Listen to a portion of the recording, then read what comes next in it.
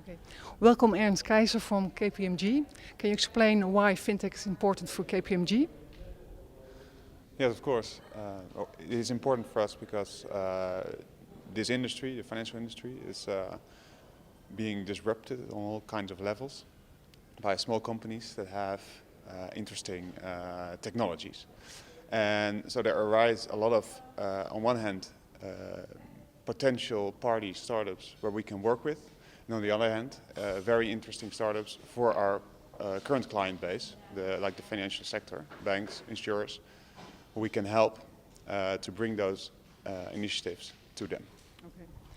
Why do you think it is important that we have a fintech hub here in Holland, and we could also go to London or something like that, but why do you think it is important that we do this in Holland?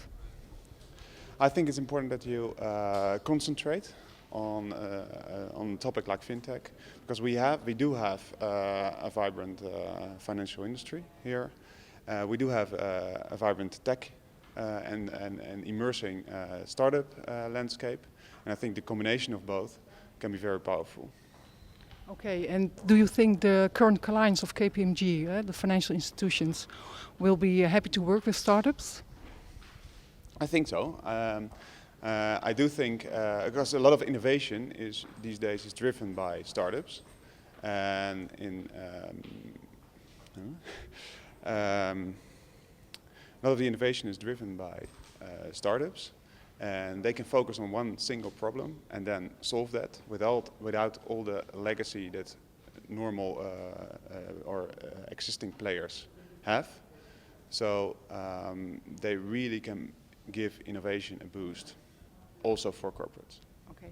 What do you hope that Holland FinTech will bring you within a year?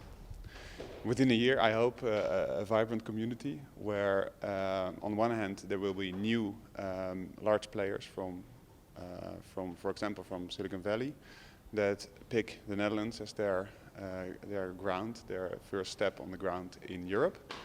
And on the other hand, I hope that we've achieved a couple of new innovations, brought some of the innovations to these corporates. Okay, thank you very much for supporting this event. Thank you. Welcome Peter from Accept Email. Can you explain to us what Accept Email is about? Well, what we actually do is we provide a SaaS service to present and pay your bills out of your email. So it's fairly simple. We present bills or reminders, and then with in a three-click process you can actually pay the bill with various online or mobile payment methods. Okay, how long are you working on this new payment method? Well, a little over 5 years now, but we're not a payment method, we are a payment request, and the payment method resides underneath. I heard that you recently got selected for a pretty ambitious program by Google. Can you explain more about it? Well, yeah, it's called the FinTech 50, and one of the originators is Google indeed, and they have presented the 50 coolest FinTech companies in Europe, and for some reason we got selected, and this was actually an election where you could not apply for, so that made it pretty special for us. Okay. Does it mean that you are going to move to London, or are you still based in the Netherlands, and why is that important for you? Yeah, we're going to move abroad for certain. Gonna tell a little bit about that later. But right now we have our main office in Amsterdam, but we have operations now in the UK and Germany, and we are preparing for the big step over the ocean towards the United States. So yes, this is the start of more international expansion. Yeah. Okay, what do you think of the initiative to start a Holland FinTech hub here in Amsterdam? Oh, I think it's great. I mean, Amsterdam has always been famous for financial services and innovative activities around financial services. It's just that, well, the banks weren't that innovative. So I do like these new initiatives, and especially since it comes from within the true entrepreneurs. Okay, thank you, Peter. And we are very interested in what you have to say later during your presentation. Stay tuned. Okay, welcome Niels. You are from BitPay, we can tell that, it's on your shirt. Can you tell me more about BitPay? Yeah, BitPay is a payment processor for Bitcoin. So we offer merchants an option to get new clients who want to pay with Bitcoin, and we exchange the Bitcoins for euros right away because most merchants don't want to have Bitcoin in their wallets yet. Okay, can you tell us why BitPay choose Amsterdam as the town to be seated? Well, BitPay is a very innovative city, or at least it's well known to be innovative. And because the climate here is good for tech companies, at least that's what BitPay thinks. That's why we chose Amsterdam. I heard that you started the initiative of making Amsterdam the Bitcoin city of Europe, or probably of the world. Can you explain what this initiative is all about? Yeah, we had this plan of starting. There's no city yet where lots of merchants accept Bitcoin as a form of payment, because worldwide adoption is growing rapidly. We thought maybe it's a good thing to get this into Amsterdam and to get Amsterdam merchants to accept Bitcoin. And we thought it might be good for Amsterdam as a whole city. So it will show that Amsterdam is progressive, just like in all the other aspects how Amsterdam is. And we were hoping that people internationally will look at Amsterdam as this progressive city and open to new innovations. And that might attract more economy, more entrepreneurs to come to Amsterdam and to start their business there. Okay, I heard that BitPay has the plan to make Amsterdam Bitcoin city of the world. Can you tell more about it? Yeah, we had this idea because we thought, we are focusing on Amsterdam. We are starting here in Amsterdam to get all merchants in Europe, especially e-commerce websites, to accept Bitcoin as a form of payment. And from that we got the idea to get merchants in Amsterdam also open to this idea of Bitcoin, because the community and Bitcoin adoption is growing rapidly all around the world. But there are no cities that accept Bitcoin yet, only some small shops in some cities. And we were thinking about this idea that more shops will accept it altogether, and that people from all around Netherlands at first and maybe Europe after that will come to Amsterdam to spend their Bitcoins. It's good for the shop owners, but it's also good for Amsterdam, for the way everybody thinks of Amsterdam, the way people see Amsterdam as a city that's open to new technologies and that's very progressive in all ways. How do you describe the Bitcoin community in relation to the FinTech community? Is it a part of it, or is it a special aspect of FinTech?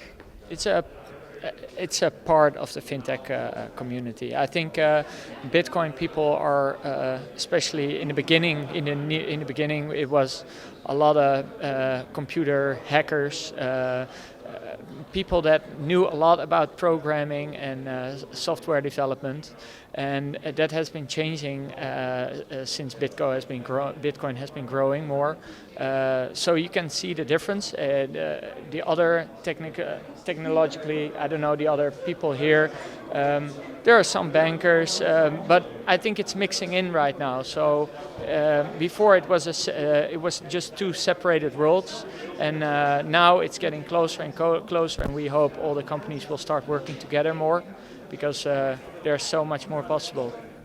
Thank you, Niels, and we hope to hear more from BitPay in the future. Okay, you're welcome. Don, you're the founder of Holland FinTech. Can you tell us why you started this initiative? Well, actually we found out that there was a lot going on in the fintech world, and as a former banker but also a technologist, I really found that there's a lot of opportunity actually to change the financial system. And when we saw that coming together, especially with all the developments internationally, we thought that we should definitely be participating in that in the Netherlands as well. And I didn't find there were any initiatives yet, so I just thought, why not start one of our own? What's your main goal for the first year of Holland FinTech? I think I'll be very happy if we are able to actually bring together, let's say, about 50 parties who are interested in the space, and find most of the startups that are active in the space, to start helping them out, connect internationally, make sure that all banks and all financial institutions have this on their agenda, and hopefully be able to talk to the government about what regulations we need to implement to actually make this work. I heard you recently visited the FinTech 50 in London. I also heard that there were some interesting Dutch startups over there. Can you tell more about it? Definitely, there were 10 startups invited, of which 3 had a Dutch founder. One of them is actually based in Switzerland, but never mind that. One is the C Financial, who has a risk-based number that's actually helping consumers figure out what to invest in.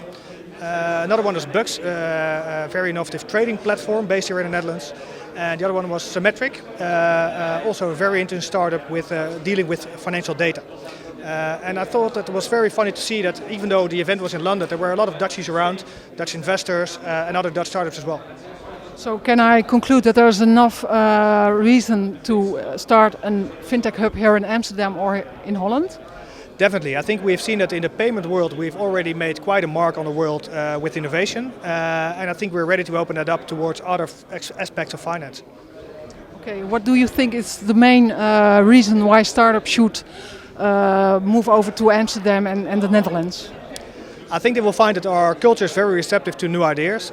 We're very digitally minded, so a lot of people will accept new products very instantly. And I think we've got a great network towards Europe as well. So coming from any side of the ocean, it's a great place to start.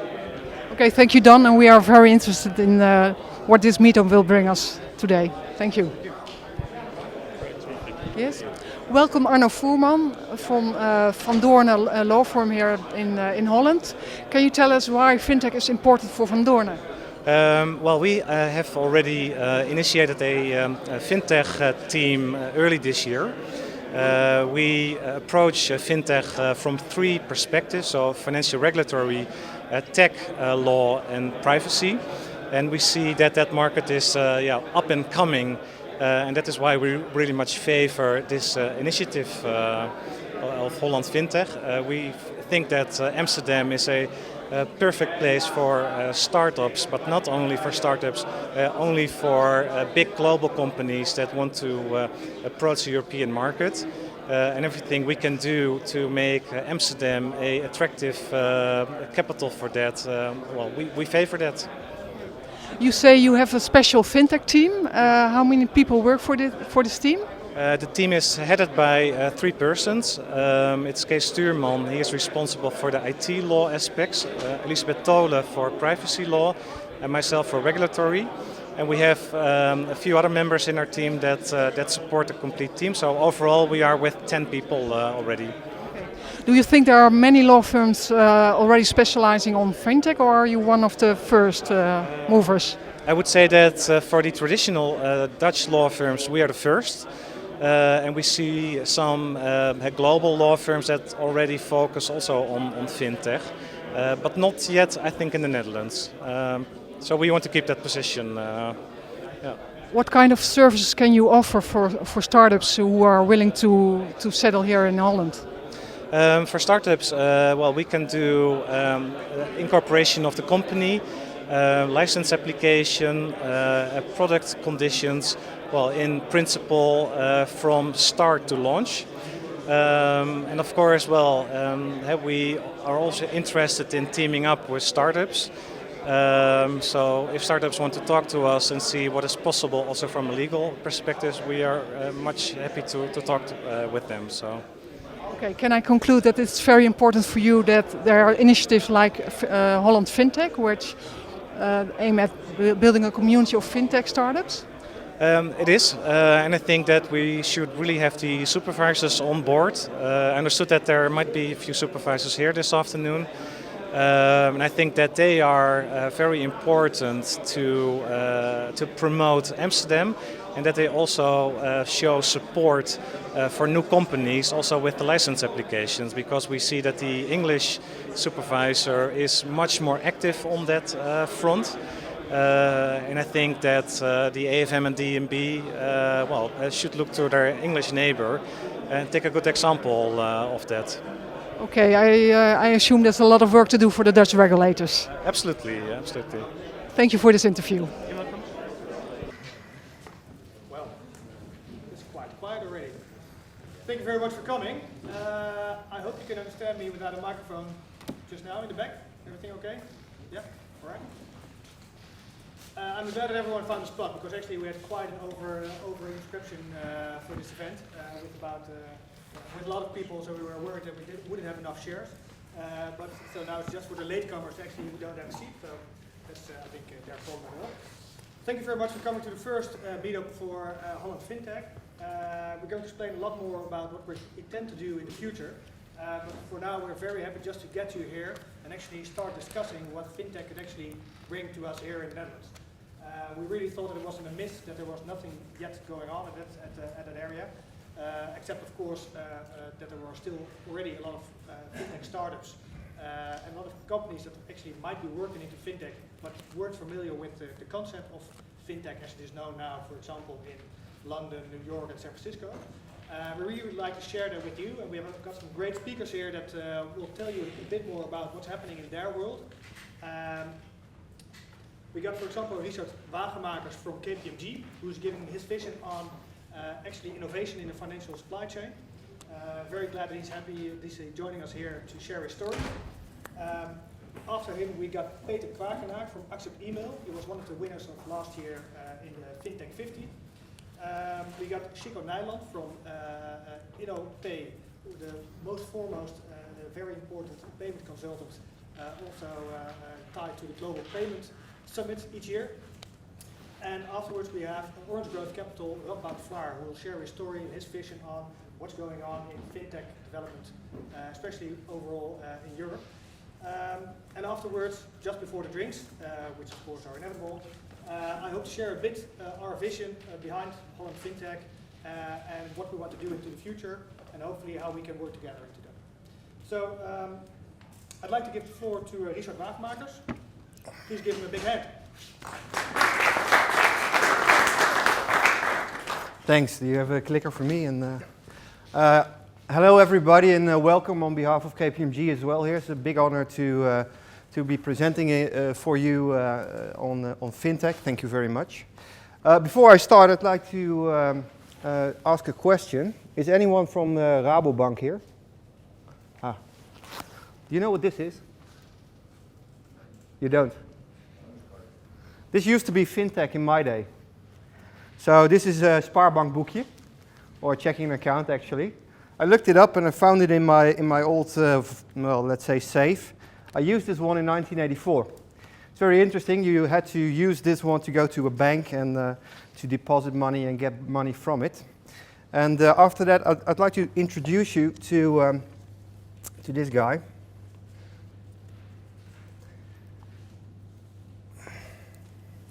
I know you can't all really see this, but this is my son. The tech didn't work on that, but you will hear him. I showed him my FinTech example from 1984, and this was his reaction. Een spaarbankboekje? Ja, weet je niet wat het is? Nou, nee. Heb jij een spaarbankboekje? Nee. Dit is het. Dit is geen. Ik snap, wat is het precies? Dan kun je geld mee bij een bank erop zetten en eraf halen. En waarom dan nog niet met de pinpas? Ja. Oh, het is wat vroeger. So for the non, please hand it over. For the non-Dutch speakers, he says, what the hell is that? And why didn't you use a debit card? And I said, we didn't have one. He said, oh, it was from yesterday. Yes, it was. This was FinTech back in my days. We as KPMG are very interested in the FinTech development. I'm here with a couple of my colleagues, but Ernst Keizer and Daniel Horn over here, they're really the igniters of what we're doing within KPMG in general with startups and new innovations in the market, and especially in this case with FinTech. I'd like to go into this FinTech just a little bit more, and I'm sure the next speakers will be much more deep experts on the topic, but let's go into FinTech.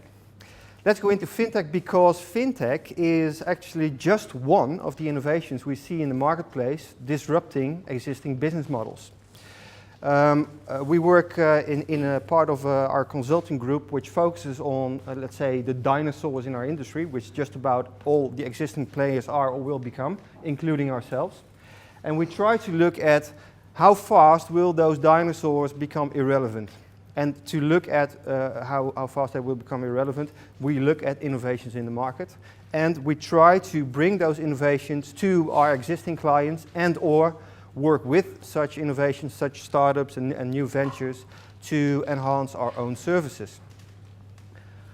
So this is this kind of picture we see a lot in existing companies. We see people doing the same old thing, making the same old mistake, and then just at once, someone seems to come up with a really, really good idea. The thing is, that is not just at once. All these developments are already out there, as the most of you know, of course. And I think it's our duty and our service as a consultant to pick those services up and bring them to the existing players. I'll tell you later why I think that's so important. But first, let's have a look at the past. I thought that I heard about fintech for the first time in 2013, 12, 13 or something like that. And that was an article in The Economist. It was called Revenge of the Nerds, and it was all about cool guys with hats on backwards disrupting the financial services sector. It actually wasn't. Because I went back a couple of years earlier, back in 2010, when I was working on a project in London for KPMG itself. KPMG itself, at least, let's say our international board, was looking forward towards the future, and we're seeing that we might just become irrelevant in, let's say, the next 2 decades. Of course, this all erupted much more fastly than, but they gave us the assignment, have a look at what's happening out there and go and talk with experts in the marketplace to see what the world of tomorrow will look like. So we had the opportunity to talk for about, I think, a year, every month, a couple of days, to all kinds of experts on what their vision was on the future. Now, I remember that one of those guys was Chris Skinner. And I don't know if you know him, but he's quite a famous analyst of the financial sector. He wrote a couple of books last year on FS. And back in 2010, he spoke to us. We were with 15 partners. I think we were in London, in Wallace Space, really cool and happening place. And there this really traditional financial sector guy walked in with a grey suit, looking very strict, etc. And what he did, he painted a picture as if he were in 2020. So that was back in 2010, and these were my notes from that meeting. He said, looking backwards from the future, today in 2020, banking is just about bits and bytes. We do need money, but we don't need banks. Cash used to be king back in 2010, now less than 3% of all transactions are in cash. Contactless payment systems were the beginning of a digital data transactional exchange. Banks are now financial data managers. It is no longer who you trust with your money, it's about who you trust with your data. My whole banking system now sits on one individual in a device. Trillions of transactions are performed every second, and it was only 5 million a couple of years ago. The successful banks and financial institutions of today realized back then what the value of data was. Banks shed 90% of their costs by using automated systems. And they developed apps for specific functionality. For banking, these last 10 years were a revolutionary couple of years. I thought it was really an epiphany when I read this back. This guy told me this 4 years ago. And what I remembered from it was that there were going to be 2 really big disruptions in the financial sector. One, that the telco players would become large competitors. And the second one was that cash would disappear from society. I think both have come out as, let's say, predictions. So that was back then. Back now, if we look at the article in The Economist, we see these disruptions actually going on. A lot of my clients are insurance companies and banks, etc. I have clients all over the place, by the way. But they are all looking at what's happening out there, especially in technology, but also in the field of, let's say, society, what's happening in environment, what's happening with consumer behaviors. All these developments are in an increasingly fast pace disrupting their business models. So now we have fintech. And now we have fintech, what Chris Skinner sketched about 4 to 5 years ago. We see it in the news. We see it everywhere coming up. We see it growing really, really fast. That's why we want to be there. We as KPMG, and the guys around here in the room know a lot more about this fintech stuff than I do, we want to be there because a lot of our clients are in the financial sector. And we care about that they remain our clients and remain relevant in this society and in this economy. In fact, if we look at the financial sector, our, let's say, paths are really intertwined. We as a firm, being KPMG auditors, advisors or tax consultants, we have a large role to play in the financial sector. The financial sector makes sure that the money is there, and we sort of try to make sure that the capital flows keep running through the economy. So we have a common goal to, let's say, remain relevant. A lot of our clients are in there. It's our economy. The financial sector is a really large part of the Dutch economy, and that's why we as KPMG want to be in that space and bring these innovations to the existing players to evolve and make sure that their business model will stay relevant now and in the future. I think on that bombshell, I'm done with my introductions. I thank you for your attention, and I'd like to give the floor to the next speaker. Thank you very much.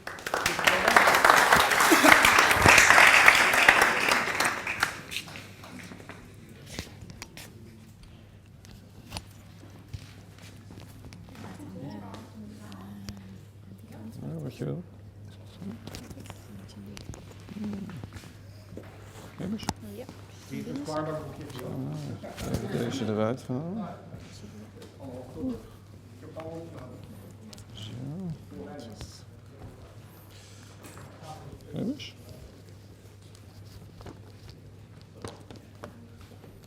Ja. Does it work?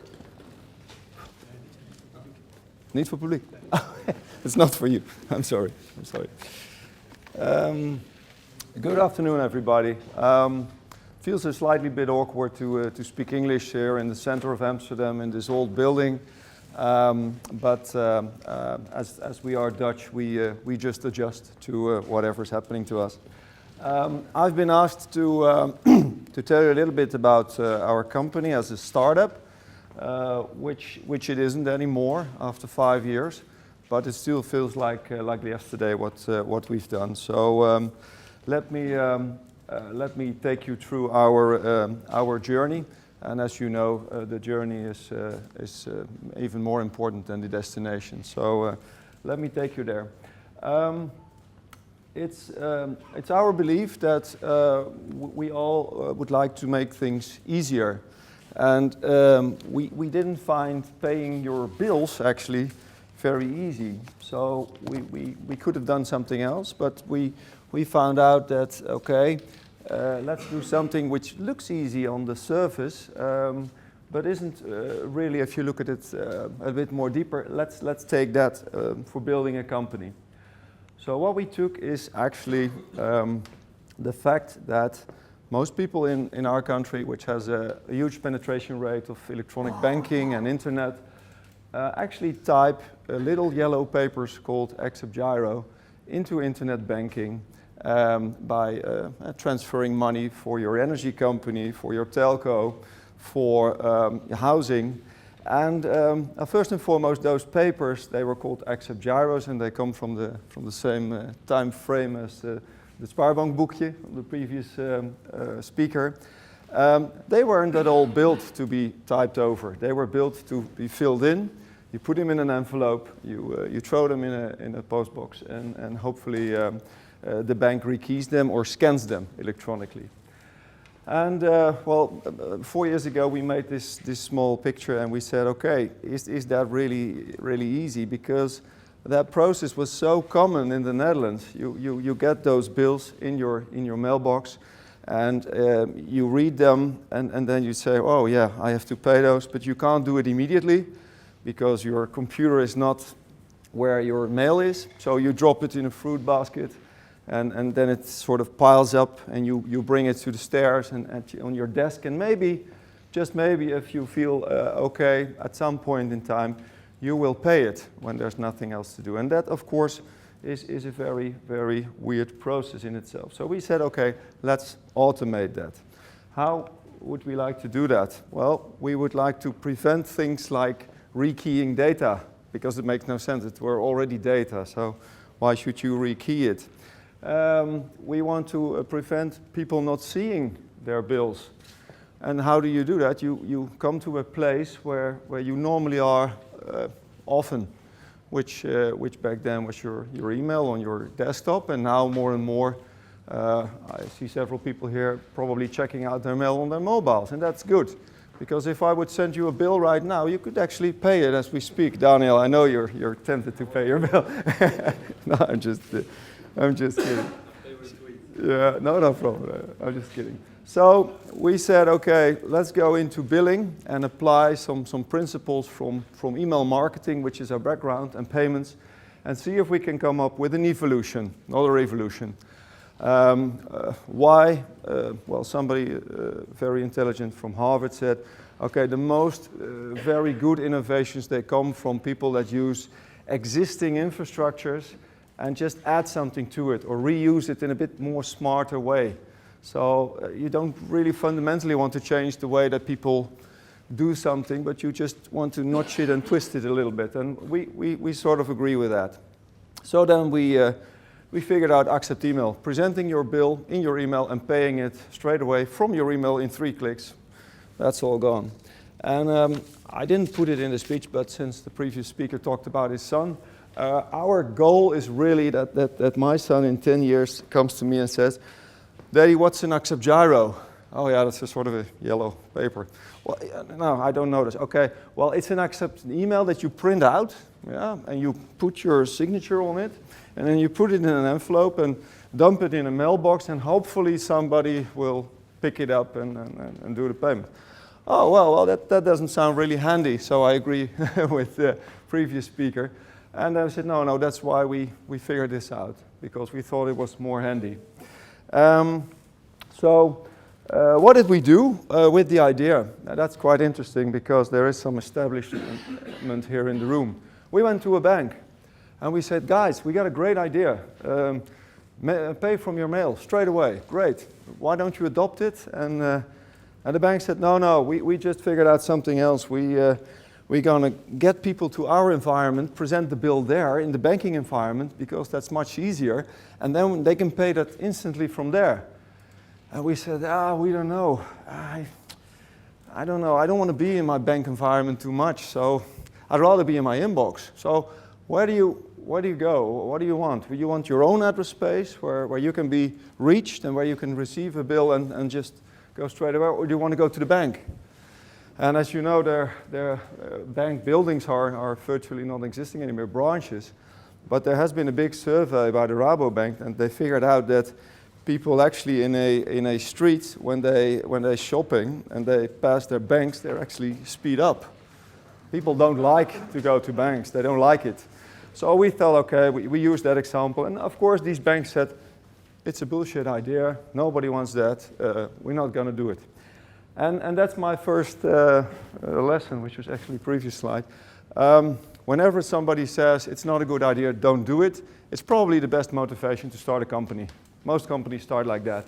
You know, if everybody says, yeah, it's a great idea, let's do it, somehow that doesn't work. So we were sort of burned down, and then we said, forget it, we'll do it ourselves with a couple of people. And that's something we're still quite proud of. But the idea was, okay, we're going to go to all these places where people have Accept Gyros, 200, 300 million, and we're going to replace them. And that really didn't work at all. So we were banging at doors and saying, look, this is a great idea, don't you see it? And everybody said, yeah, we got other stuff, compliance, Basel II, IFRS, all kind of stuff. We don't see it. And then when we were going to get a little bit disappointed, we said, okay, why don't we start not on the front of the invoice to cash chain, but a little bit in the back. You know, when things get a bit nasty, you don't pay your bill, you're late, you don't pay at all, you don't have the money, you know. Then the processes start to become very different, because then companies are losing money and they have to have call centers and they have to have reminder processes. And that was, for us, it was the silver bullet. We started processing direct debits that failed. we started equipping call center agents with the ability to actually have somebody on the phone with a conversation like, hi, you owe us 400 euros. Oh, I don't have that. So what do you have? Well, I might have 100 euros. Okay, we can do 4 installments of 100 euros, but you have to pay the first one now. Oh, yeah, I'll do that. No, give me your email address and I'll send you an accept email and you can do it straight away. Are you sure? You won't be able to see that. No, I'll see it. Well, then you pay and plop. Both sides, they see, oh yeah, this actually worked. Thank you very much. The next installment will be automatically. So you got what we call in Holland boter bij de vis. I did have the English expression, but it's not butter with the fish. There is one. I can't remember. There's an English phrase from that. So we looked at the KPIs from credit managers. We looked at what they were trying to achieve. And what they tried to achieve is to get these big issues, problems they call outstandings, millions outstanding. They tried to solve that with minimum means because paying and certainly credit managers are not very sexy. All the money goes to marketing. So these people have limited tooling and limited resourcing. And we found out we could help them by making their job a little bit more easy, maybe a tiny little bit sexier, and we could equip them with stuff that would help them to do their job. Quicker payments, shorter day sales outstanding. Well, it's never nice to pay, but a lot of our customers found out that it's actually helping them with their Net Promoter Score, so satisfied customers. And they got an insight into the behavior of their customers, because the mails we send, we know whether they arrive or not. We know if people open them. So we can tell you, oh, you've opened your mail, so you've actually received the bill or the reminder. And that was really the turn for us. And today, we serve about 550, 600 customers, most of the large Dutch companies, all of the utilities, all of the telcos, most of the insurance companies. And now, slowly but surely, we are rowing back in the invoice-to-cash process from those nasty reminders and those payment plans towards the initial billing. Of course, it's nice to have something like a compelling event. The compelling event in the Netherlands is that the Accept Gyro will actually stop at the end of 2018. Well, it has been postponed twice, so who knows. But still, we see that helps us. SEPA helped us a lot. SEPA Direct Debit is a nasty product that is hard to implement, and there's a lot going wrong there. So the amount of direct debits failing was increasing. So to use another totally non-Dutch expression, we have to win in our sales. And that's what you see here. So then we did what our VOC ancestors did, and I'm not going to fall in the Jan-Peter Balkenende trap of making all kind of connotations to the wrong side of what these VOC people did. I know that we think about the good side. We export our stuff abroad. So we said, okay, let's look around and see if we can make it happen in the other countries. And that's tough. We started looking in Belgium, and you might think we speak the same language. That is not true. We do not speak the same language as Belgians. Germany, well, the only German we know is from skiing. That didn't work either. So you have to do it in the right way. And that involves thinking global. For us, that means one platform. And we might have different languages and we might solve different pain. But we have one platform and we act local. And that is an old lesson, but it's oh so very true. And we don't do anything sexy, like I mentioned. Paying your bill is not very nice. It's a hygiene factor. But this mister that I believe made ketchup, to do a common thing and commonly well could bring success. And that's something we firmly believe in, I would say. So first and foremost, we keep our focus. There's a lot of things we could have added to this service, like we could have taken over the bill. We could have done all kinds of profiling. We could have become a consultancy club. No, we didn't. We want to be the best at sending out payment requests via email, whether that's on a mobile phone or a laptop or a desktop. We will change the tone of voice and the problems we solve and the way we deal with it throughout various countries. References are super important. Two ways. First of all, Everybody wants not everybody wants to be the first adopter. If you have references, people know that you've learned from that, and references might help you outside of your own country. You know, we have companies like T-Mobile; they're huge in Germany and fairly big in the US. So see if on their back you can help. You can get some help and you can go there. Now, and of course, free publicity is great. It's easier said than done, but the best free publicity that we got was actually the FinTech 50. As you may or may not be aware, there are a lot of awards you can apply for. Some of them you can buy, some of them you can try. But this one you can't even apply for. They just somehow spot you. Didn't bribe anybody, didn't look anybody in the eyes, but we were on the list. So I remember the phone call, a lady from London, and said, "Hello, can I ask you to come over to London for this nomination?" And these are 50 winners. They don't have a number 1 and a number 50. And I said, "What does it cost? What's the catch?" And I said, no, there's a jury and Google is in there, and you're one of the 50. And that one really helped, because the phone, well, didn't stop ringing from mostly VCs and private equity, but also a lot of people abroad that seem to be interested in this prize. So that's why I think that companies or initiatives like Holland FinTech can really help you to get some free PR. It's way more valuable than advertising, and anybody can tell you that. So and the importance of good translation. This one's about viewed 5 million times on the internet. It's actually a British captain saying, "Mayday, mayday, we are sinking, we are sinking." And this is the German Coast Guard saying, "What are you thinking about?"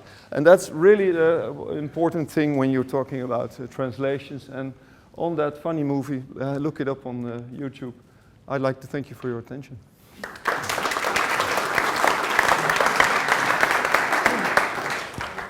Any questions now, Peter? Anyone? No one there? No? Yes, Harry. Quick question. I came in a little bit later, but when you were talking about your top 4 areas of focus, In de binnenzak van mijn broek, of het is handig. Oké. Ja.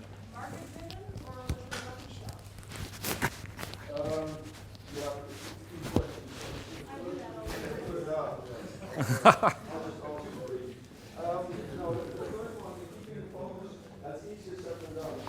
You have to say no a lot, and saying no costs money. We could have done a lot more on professional services. We could have done a lot more if we deviated from the path. But our goal is to set a standard, and that means that the standard should be available for everybody in the same way. So saying no and understanding it costs money, but you have to always look at your business model. And our business model is pay per use. So we want a machine, like a bank, transaction machine that does as much transactions as we can. And that's something else than creating revenue from professional services or from projects. So that's the first question.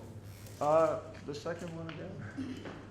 oh god, I was writing this one. So, well, the question was, were the choices you made market-driven or were they lucky shots? No, neither one of them. The choices we made were because we firmly believe, as they say in the highlight, that there can be only one. No, we firmly believe in standards.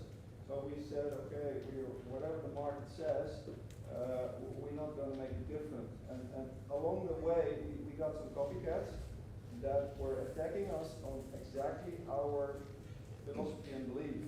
Because they said, oh, they can't be people from actually they want you to have a banner with their branding right on top of that nail. You don't want that. Your brand is much more important. And I can understand that.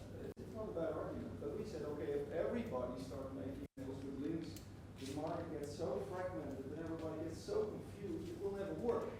You know, anybody could have made an accent gyro in purple and blue and orange, but it worked because everybody understood it and saw it and recognized the modus operandi. So we say we're just rather firm in our beliefs. And I'll tell you how much money that costs. But we think in the long run it will fail. So don't see a question. Thank you. Thanks, Peter.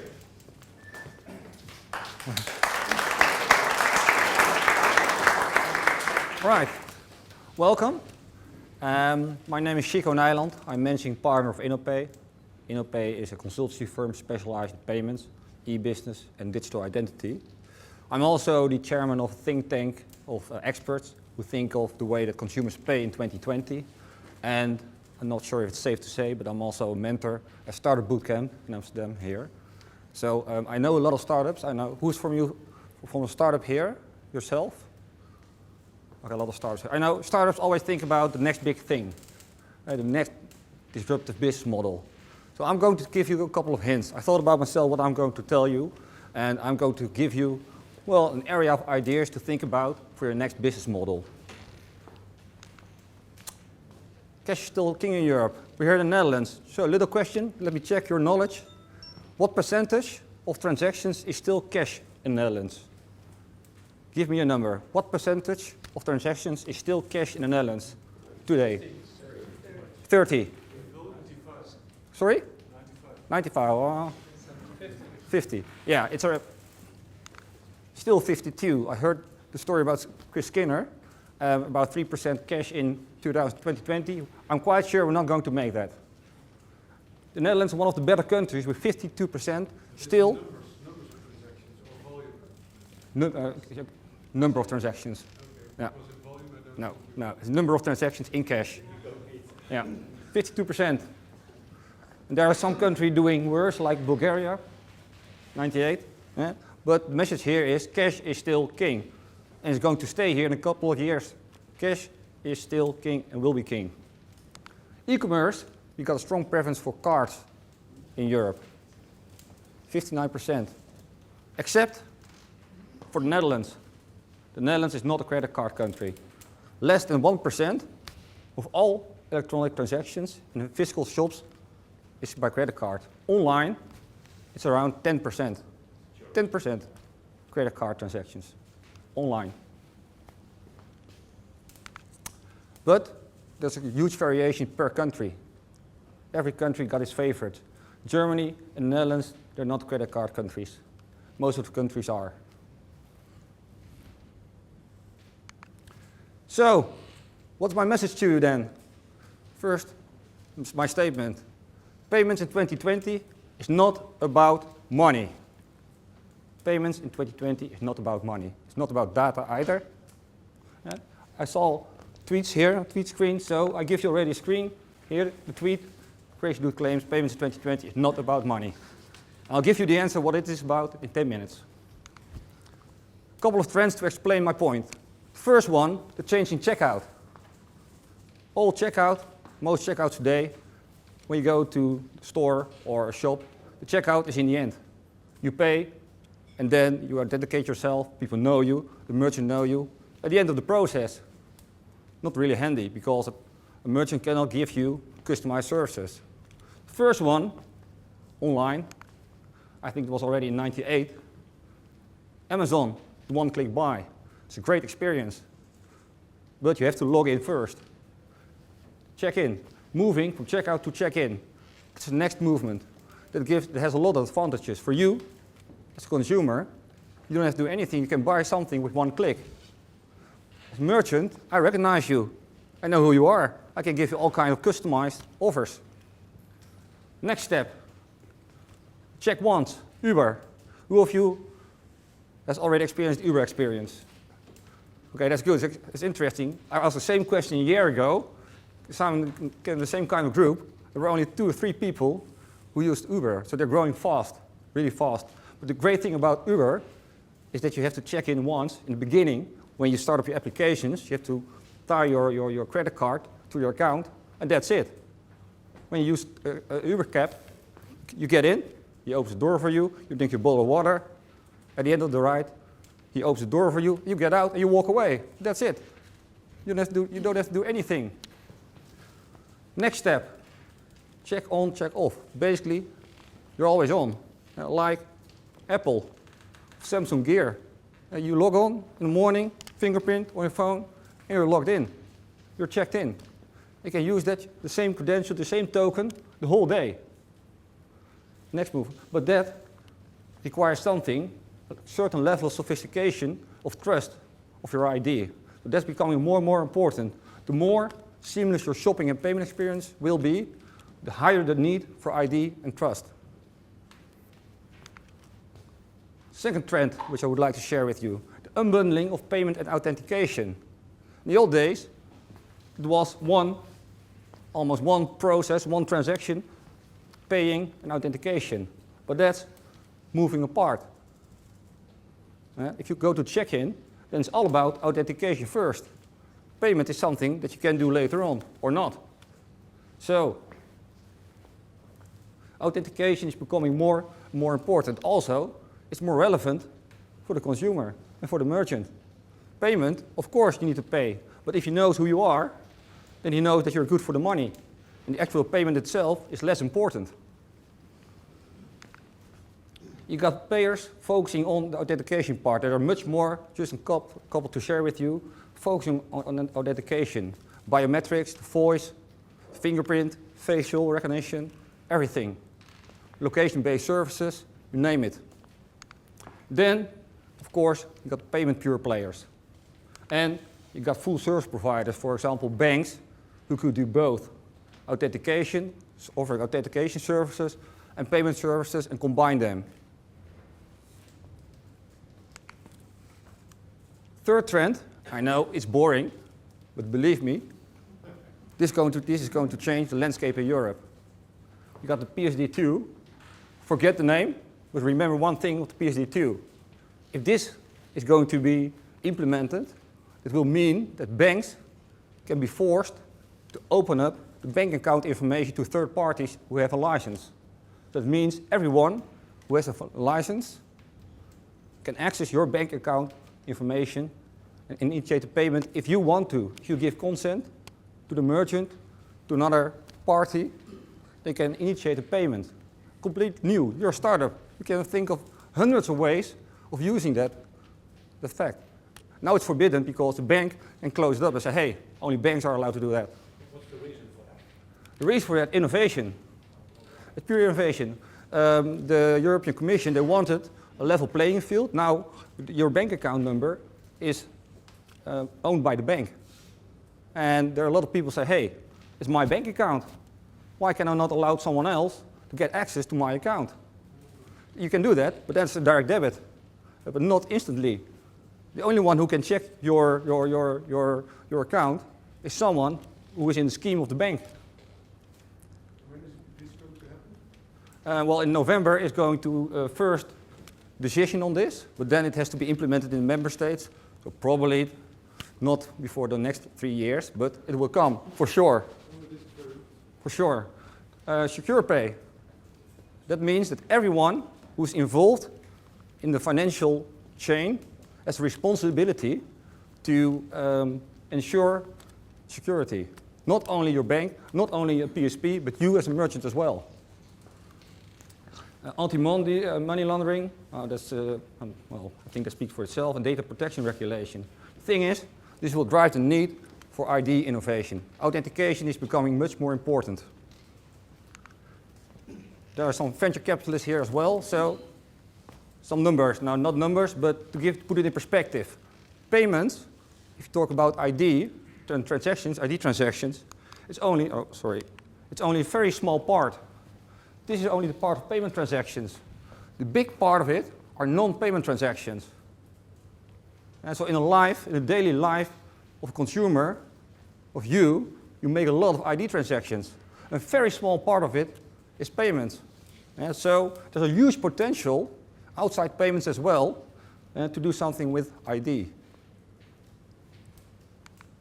And a lot of major players already recognize this. Banks, telcos, social media, postal services, technology of course, and even merchants are moving into this space. It's not about the money, it's about knowing you, it's about trust, it's about identity. So, one more example, one more thing. Apple Pay is not about money. Really, they don't care about the money. It's about identity. They enable trust in the network, in the ecosystem. That's what they do. They tokenize card information and ensure an elegant way to process that information and create trust in a cheap way, decreasing fraud and making payments cheaper in the end. So Apple Pay is not about payments, it's about identity. Now you know, consumers, you, me, we all want a seamless shopping and payment experience. Therefore, payments need to be pushed to the background. We don't want to be interrupted by a payment. Yeah? But merchants, they want to have some assurance that you're going to pay, that you're good for the money. Early authentication, early in the stream, ensures a fluent process, a seamless process. The earlier I know who you are, and we can establish a trust relationship, the easier it is to give you my goods, my service, and the money will come later. Major players already recognize this. Authentication solutions are improving, but at the same time, you will get more unbundling of payments authentication. So that's for you startups, think about in which area do I want to create my business model? In the payment space, or the authentication space, or both? Think about it. Where's the money in the coming 10 years? So, payment is not about money in 2020, but it will be about identity. Don't forget to update your tweet. I was right, payments in 2020 will be about identity. Thank you.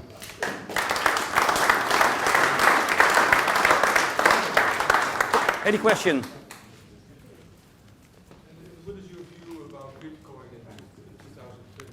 Yeah, that's an interesting question. A lot of people ask that. I'm not sure if cryptocurrency will be there. Bitcoin, I'm not sure, but I believe in the technology behind it. Look at Ripple. Ripple is developing a processing platform for payments based on cryptocurrency technology.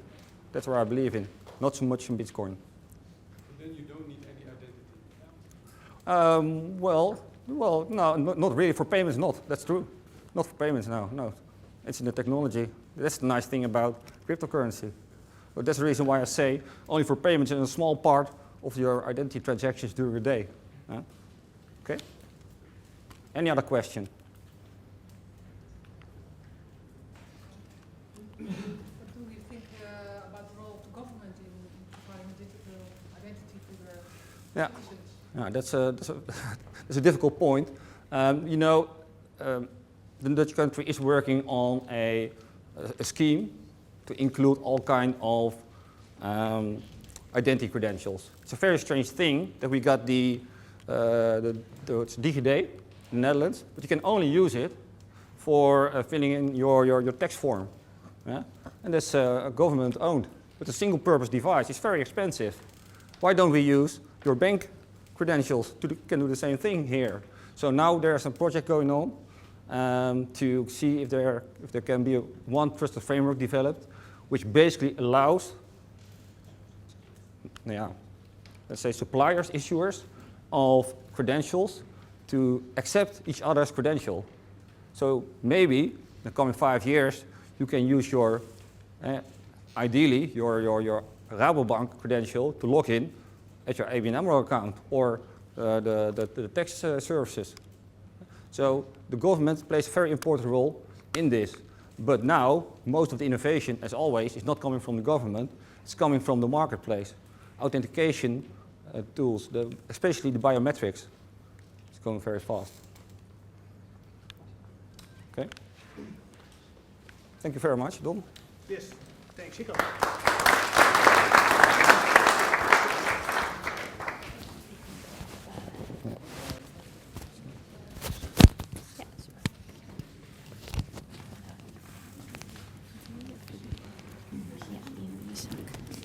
Zeg je? So next up we'll have Radboud Vlaar from Holland FinTech Capital. Just being installed with the microphone. Just a second.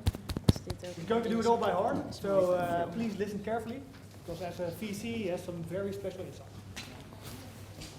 Can you hear me? Is it working? Oh, okay. So I have bad news. I have no slides, or good news. I don't know. So my name is Radboud Vlaar. We founded Orange Growth Capital last year. It's only focused on financial technology, so we invest in Europe, but also in US, and maybe in Asia, but I don't think so.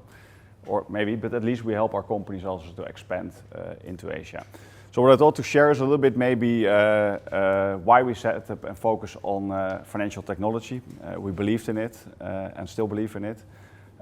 Maybe a bit of the trends, what we see there, also a bit in the international context, and maybe some of the perspectives then for the Netherlands also, based on what we see in other countries that is working to get this off the ground. So why we set up and focused on financial technology? Now, so first of all, the financial services is the biggest sector almost in the world. It's more than $1 trillion in profit being made annually, and it's quite inefficient. So the real potential for profit is even bigger. So the total size of financial services is bigger than the IT sector. And the nice thing is, from an investment point of view, there are lots of players with a lot of profit. So there are more than 1,000 players with a value of more than $1 billion that can also acquire the companies we have invested in, because it's a very fragmented market. Customer experience is very low. Customers in general are frustrated. And the nice thing is also it's a very complex market with a lot of different products. There's regulation, which makes it for the generalist investors a bit more complicated to invest in, and lots of them have burned their fingers on it. So that's why I think when we founded it, most people said, don't do it. I think like what everybody says when you set something up. We set it up. So far it has been a good journey. We invest between 1 and 10 million per company. So we have made investments in the Netherlands, in the UK, Switzerland, Germany, and are also looking internationally to the different players if there is a better player around. For example, in the US, like I think in the crypto, it was mentioned, there are players are like Ripple, the same as supply chain finance. We also look in the US. So we take more of a global look, because what is very interesting if you take the international look is that there are 40 domestic payment companies that all are doing rounds. The pre-money valuations in pre-money valuation is a valuation, and based on that, it's the share which you get. Companies at the same stages can be higher in Poland than in the UK, and it's quite interesting to have a bit more of an international view, both in terms of where people are trying to push the boundaries of where they see innovation, also how regulation is impacting them, but also the potential that we can get as an investor there. So that's short. We are with 8 people, 7 partners. We have our office in London, but also our fund administration here. And that brings maybe a little bit why in London. I think around 2/3 of all fintech investments have taken place in London. There's a little bit also in the Netherlands. I think there are a couple of big payment players in the Netherlands. So that's where a lot of the concentration of investments has taken place, although some of them are largely privately owned. Then you have Scandinavia a bit, which is very colored by Klarna. So if you would take out Klarna, there is less in Scandinavia. And Germany is overall very disappointing, the same as Switzerland. If you look at the size of these markets and the total size of startups and investments that are taking place there, it's quite disappointing. But overall, Europe as a whole has a very good growth, both in terms of investments, but also a very good track record of innovation in financial services. So the first bond came out of Europe, the first ATM was in London. So a lot of innovation is actually taking place in Europe, and the Netherlands has historically played also a very important role in that. When we can go back to the VOC, but also in the area of payments, it plays a very important role. But also in the area of trading, if you look at players like IMC and a couple of the others there, we have a very good position there. Although when you look within these companies, the majority of the employees are not Dutch, the majority of their revenues is not Dutch. So if you look underlying that, you could wonder how Dutch is still that industry. I think both with the payment players as well, I think it's a very international crowd that is running it, and most of their revenues are also coming from abroad.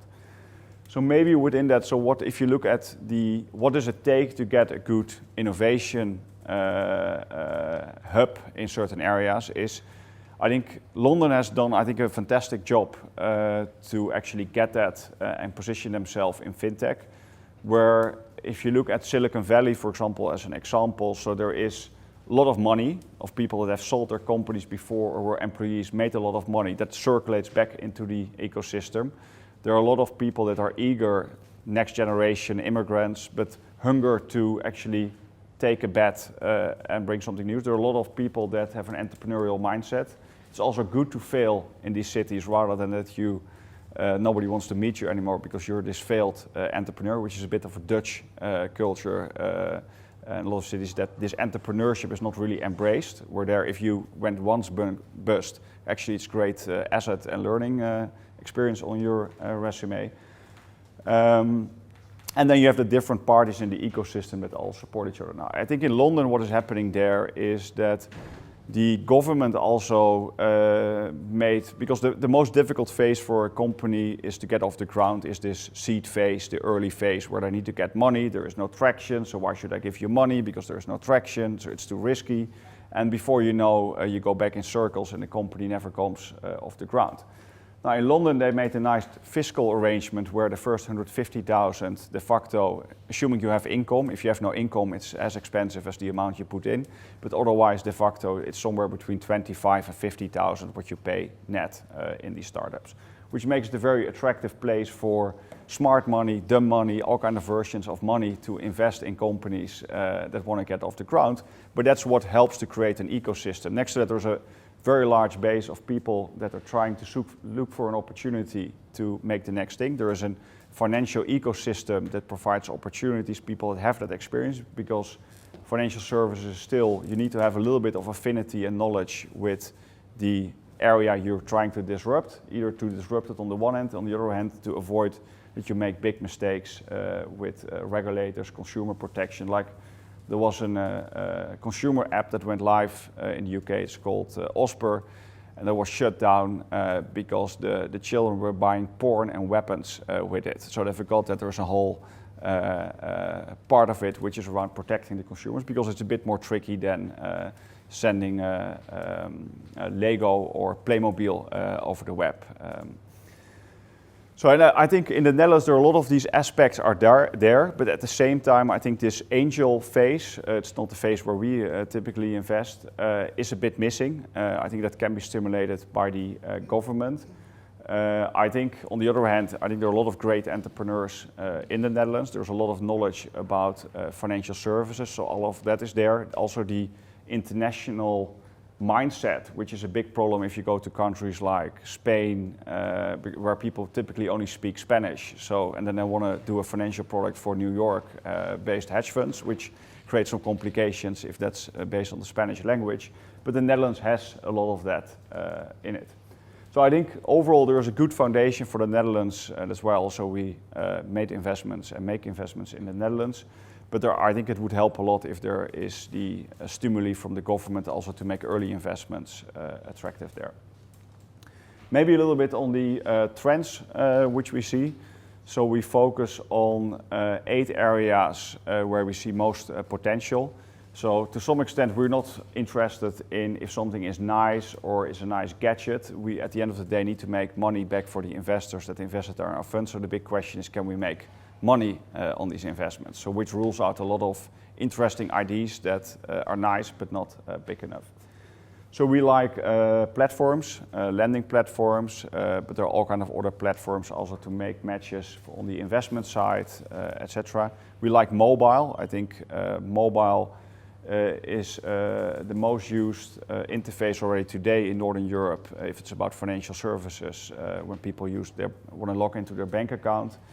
And there are a lot of use cases, for example, for trading. There's Bucks is a company we invested in that has used that to make gaming more accessible and easier to use in the Netherlands, but it's the same and in the UK. For insurance, there are a lot of use cases where you can make and use the mobile as a much better way to interact with the customer, but also make the handling cost much lower. Then we biometric security. So I think sometimes the word authentication and identification is being a bit mixed up. We see especially a big issue with identification, so not so much authentication. The difference for those who think it's the same is someone with a different identity might use your PIN. So two people can use the same PIN code and get access to the ATM. But the big question is the person who belongs the debit card to, or the bank account, is that actually the person that provides that information? And that is getting a big issue at the moment. Actually, the authentication issue is pretty safe at the moment, but for example, if you ask the Swiss banks, that is a big concern for them, also because historically, a lot of old rich women were asked by people that pretended to be their grandson to get 25,000 bucks, and they gave their bank account and they wired the money. Now you get people where it's more on the digital side that do the same trick, and the problem there is who is actually accountable. Is it the bank or is it the person that gave away the PIN code? That's a big thing. There are a lot of techniques that can make that better, but it's a very early stage to see exactly what will win, and we believe in multiple, whether it's voice, facial, and other techniques to give that identity back. Cryptography, I think there you need to differentiate. There are different use cases also to protect data to make that safe, and on the payment side to make that payment simpler, because it's a very cost complex business model today. The currency part, we are actually not a big believer in it, in Bitcoin as a per se a currency. We can also not believe that the US would be without a dollar, as an example. And today the amount of Bitcoins in circulation is relatively small if you compare that with the total amount. But there are very interesting use cases. There sometimes the exit is a bit more complicated, but that's where we look at. Big data, I think probably everybody has heard about it, talked about it, but there are a lot of things which you can do. I think one thing where financial services is very rich of is data. So where I think the future of payments, where we see a lot of the benefits, if you think about business-to-business payments, there's a lot of rich information in that, which actually can be used to optimize the supply chain, so reduce the cost of small companies in their lending cost, and on the back of payment information and approved payment information, radically reduce that. And there are a lot of information you can use for cross-selling in e-commerce and other places if you leverage the information and the data that is in a payment. Now, so I can go on. We have 8 of these teams. The other part is the cost side, where I think in total the banking and insurance sector have more ICT employees than the software and telco industry. And still it's only a small fraction of their total cost and a lot of manual processes. There's a lot to be done to do that. Most of the institutes try to build everything themselves. There are opportunities to standardize that and make things more simple. Now we see lots of flow there. I think of the total flow which we see, I think roughly a third of the activities are in payments. So there are a lot of startups in payments. Also, if you look at most of the exits, they were actually in payments to date. We see lots of domestic payment solutions, which we do not really like as an investment case, because there are too many parties playing that battle. It's not really scalable at the moment. But in international business, payments, infrastructure plays, and the crypto side, that's what we like. Then a lot of lending platforms. I think in general it's quite disappointing where that industry stands. I think there are a couple of big UK ones, a couple of US, but still a fraction. If you look at SOPA is there for 10 years. Okay, we invested in them, but now they doubled their volume in the last half year. But before that, for 10 years, they have been building that. And only when the crisis hit, that helped a lot to growth, because suddenly the trust in the financial service was broken and banks were no longer lending. But it's a complicated game. A lot of these lending platforms, saving platforms are there. But we like that space in general to take out a lot of the costs and change the role of the bank. Then we see insurance. You get a whole fragmented space. There's quite a lot in trading and big data also, or wealth management. Wealth management in general, we were expecting a lot to see out of Switzerland, but you also need to have eager entrepreneurs, and Switzerland is a very relaxed place to live with a very good basic income level. So there you miss a bit the eagerness. So there are a couple of Berlin startups that moved into Switzerland for tax reasons. There we see the eagerness back, but what works in Switzerland is that there are a lot of money around to fund these companies. So that's maybe a bit of the trends, what we see. I think in general, I think in this, what you would see the differences where if you compare the Netherlands with the UK, like I said, there's a much bigger angel community and investor community in the UK. I think if you would have this event in London, I think half of the group would be angel investors or people that invest in startups and would be at an event to find their next investment opportunity. So maybe that would be a nice thing also in the coming years if this group is shifting and it's getting also the place where investors meet the different startups. But if you all guys exit your companies, maybe you all become the startups. That's maybe in short a bit of the who we are, a bit of the landscape, what we see, and what we see for the Netherlands, which I think is especially the angel community, because there are a lot of good ideas and a lot of startups. Yes? Questions? What is the range of investments you're interested in terms of volumes? So between 1 and 10 million investment size, and typically the stake is somewhere between 50 to 25%. So we like more the Series A, a bit before Series A, because that's where we can add a bit more value. After that it becomes more money. And we like companies that have an international potential. So companies that are only relevant for the German savings scheme, we're not so interested in it. So there needs to be an international potential. The team is very important, because at the end of the day we are minority investors. So if the team is not the right team, then we're a bit handed into, it's like driving a bus without a bus driver. So that at that phase, because there's not so much you can typically look at, so it's a combination of traction and the team, and team is the individuals as well as the complementarity of the team. But that is small. For the US that would be a seed fund, and in Europe you can still invest at later stages. And maybe one thing which I think people forget is, because everybody talks always about the US, but there are a lot of things where Europe is much more attractive these days than the US if it's about financial services. So if you set up a company in trading or in insurance in Europe, you can easily roll out across countries. In the US, you typically need to get state-by-state approval. So we have seen companies similar in business model, for example, pay-per-mile type of insurance, where in the US, after 3 years, they have approval for 3 states, and in Europe they can go across countries. So I think the regulatory side, although everybody bashes the regulator, I think Europe has done some more favorable things by creating more of an European market in some places, but not everywhere. Other questions? Or? Last question? Okay. All right, thank you. Thank you, Robert. Oh. So everyone, thank you for holding out so long. I'll be the last one to bother you, but stand between you and the drinks. And try to keep it short.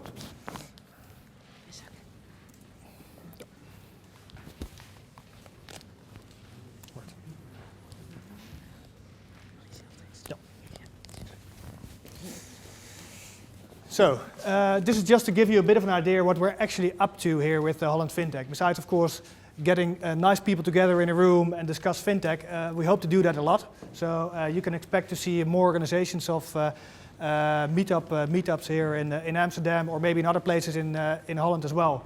Because I think it's very important that we actually bring together the whole community which exists from, let's say, existing financial institutions, startups, investors, regulators, and other government and other interested people. So we keep on doing that. But now first a bit of a story of what we're actually going to do ourselves besides that. We started out actually with a bit of a dream, and I think looking at what what's happening in the world is that there's a lot of income inequality, and one of the things is actually that the financial system so far has actually sustained that. They have sustained actually creating a bigger gap between the poorer and the richer in our society, because finance is so damn complex.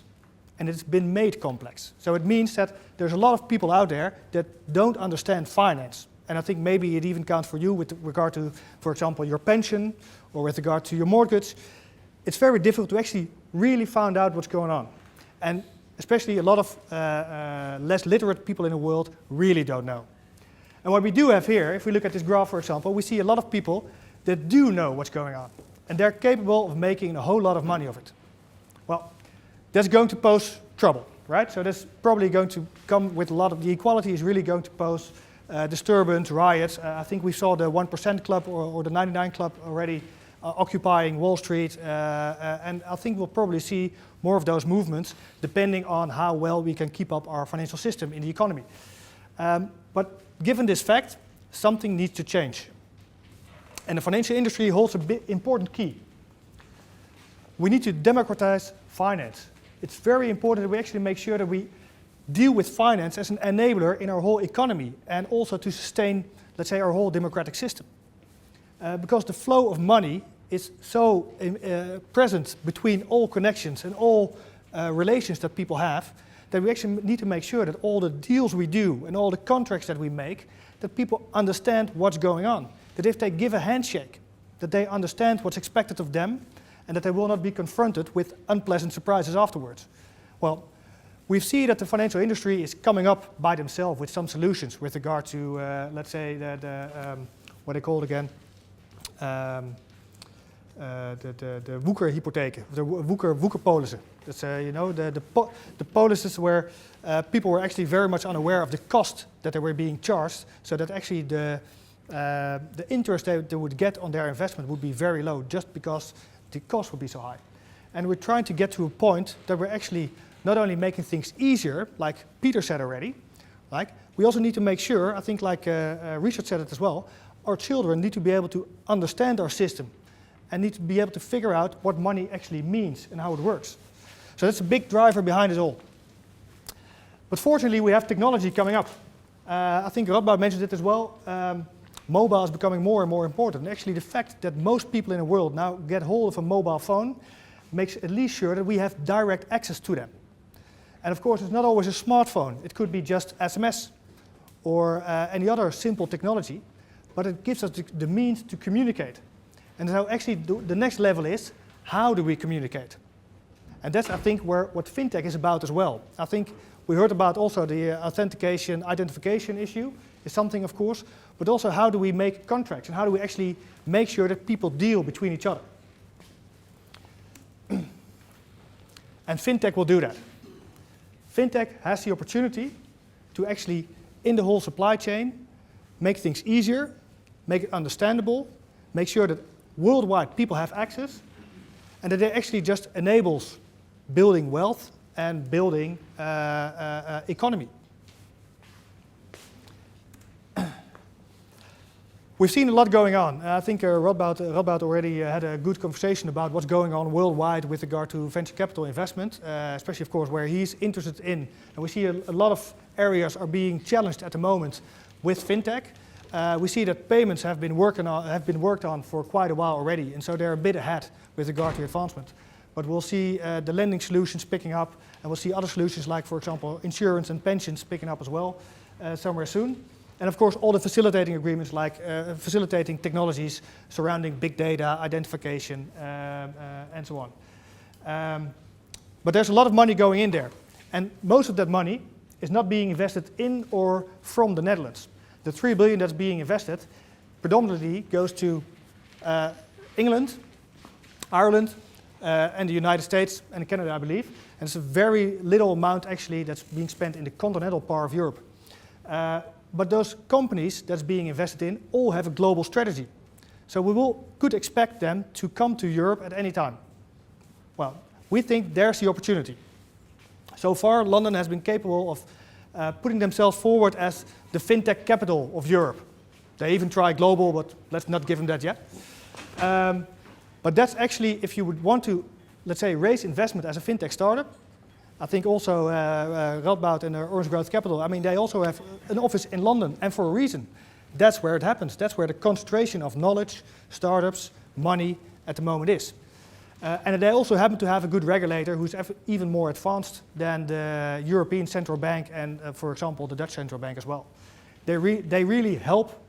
They have really found out that the financial industry and the innovation in it is really a big driver for the economy. And that's what they want to stimulate. So everyone there is really focusing on how to increase the innovation in the financial industry. How can we join this party? there's a lot going on already, but how can we make sure that things are improving in the Netherlands?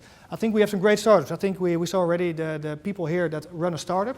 There are some great companies here, but how do we make sure that everyone knows them? How do we connect them to the worldwide ecosystem of fintech? How do we make sure that, that they get invested in? That they are capable of making deals with current financial players? The Netherlands, yeah, sure. Are you implying to play the role of incubator? Amongst others. I think that's one of the things that we have into our mind, that we see to, let's say, we want to bring together parties, but also especially focus on the existing startups to help them out and grow and connect. Okay. But I'll get back to that later on. But one of the things that's actually very interesting here is that we're positioned very well with an international mindset, which was mentioned before. We're already a form of a gateway to Europe with regard to transportation and goods, with regard to tourism. And if you look at, for example, the way the Netherlands now operate with regard to e-commerce, you see that a lot of companies actually like to try and start in the Netherlands before they enter the rest of Europe with e-commerce, because we have a high digital acceptance, we're very open to new products, and so if it works in the Netherlands, you actually got a good foothold to expand from here towards the rest of Europe. FinTech has a similar digital profile with, of course, the addition of some more technical complexities and, of course, the regulator. So that's one of our main focus points as well, to actually get the regulator on board in our scheme and create this ecosystem. Right? It's very important that we actually try to get all the parties together, not just all the banks in one corner, all the startups in the other. Now, it's actually, we have to mingle everyone, make sure that we share knowledge, and also draw knowledge from outside of the Netherlands. Because there's so much going on that we actually don't have sight on here in the Netherlands, but it's going on in London, what's going on in New York, San Francisco, Hong Kong. We need to have access to that. And that knowledge needs to enter the Netherlands. And so that's one of the big things that we're actually going to do now is, besides creating an ecosystem, of which this meetup is just one example, right? So we want to sustain an open platform, so we'll be hosting meetups for the coming period, for a long period, I hope, which will be free and open for everyone. But also make sure that we have conclusive events where we actually try to connect people directly, where we think that there's an innovation and a need that we can actually combine. And the same goes for example, investors and startups that need a hand. But it all needs to be built on the knowledge that we research for ourselves, but for example, also work together with investors and parties like InnoPay, who have a very good view of what's going on worldwide with regard to payments and other aspects of the fintech industry. The connection is so valuable. Let's say, for example, last week I was in London for the FinTech 50, the kickoff for the 2015 list. So probably Peter is going to kick off. I'm not sure you get a second entry. But we had 10 pitches there, of which True had a Dutch founder. And so the three Dutch founders that actually pitched there had a very good thing. I think Bucks is here. They pitched there also for the FinTech 50 last week. And they did a very good job. And it's very important that you see that we actually try to mingle and make sure that also in London people know that things are going on here in the Netherlands. And they should also know in New York, and they should also know in Silicon Valley. And we're going to do that. And we create a level playing field.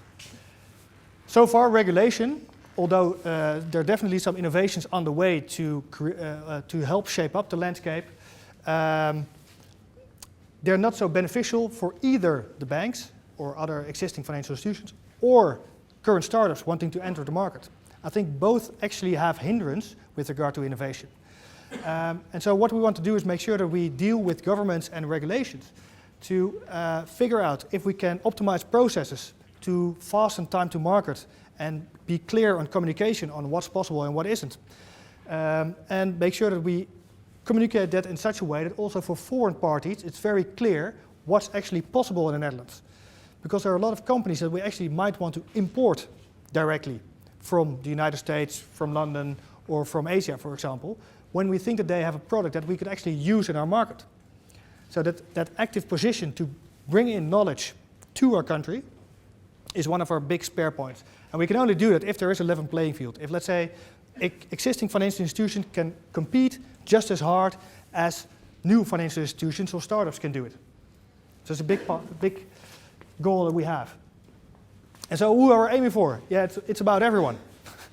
It's very simple. We actually think that everyone who has some way a touch on the financial supply chain should join us. Because we really want to bring people together and make sure that all these parties share knowledge, make sure that we shape up with our regulations, make sure that startups know where to go for funding, for customers, and how to expand globally. Make sure that current financial institutions have access to the latest technologies and are capable of doing their share of innovation. And of course, we have a lot of people that are surrounding that industry and are necessary to make this work, like lawyers, advisors. And so we welcome everyone, and so therefore I think it's very glad that you already came in such a big number already here with the diverse public. Also, yeah, are they not there? No, indeed, it's a shame. But they will be there because one of the things is that, of course, the financial education is also a big spare point because, let's say, the gap that I mentioned, let's say, of the knowledge on how the financial system works, that's one of the things we want to change as well because that really helps to democratize it. And research.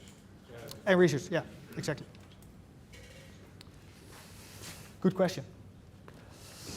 But in the end, it's not just a one-way street. We all have to do it together. So I'm very glad that you came here already. And hopefully during drinks just later on, you'll be happy to share your thoughts and ideas about the speakers, about your own things that you're doing with each other. And I think that in the end, we really like to come together and make sure that we exchange values in such a way that we all benefit from it. And that's where the concentration of knowledge really creates the innovation hub that we foresee. As of tomorrow, we'll be opening up subscriptions for our platform, which is actually a combination of, as you might understand already, an innovation platform and basic research that we do worldwide, what's going on in the fintech industry.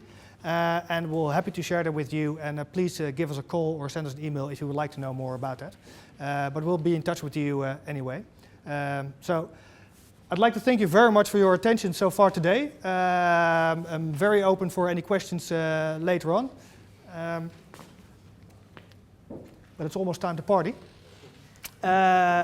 Before I go to some questions, I'd like to thank KPMG, who will be sponsoring the drinks just now. Rockstart, who is sponsoring the room. And of course our great speakers, Accept Email, InnoPay and Orange Growth Capital, besides KPMG, who really made this possible and really like their contribution to create a fintech ecosystem. So thanks for them in any case, please.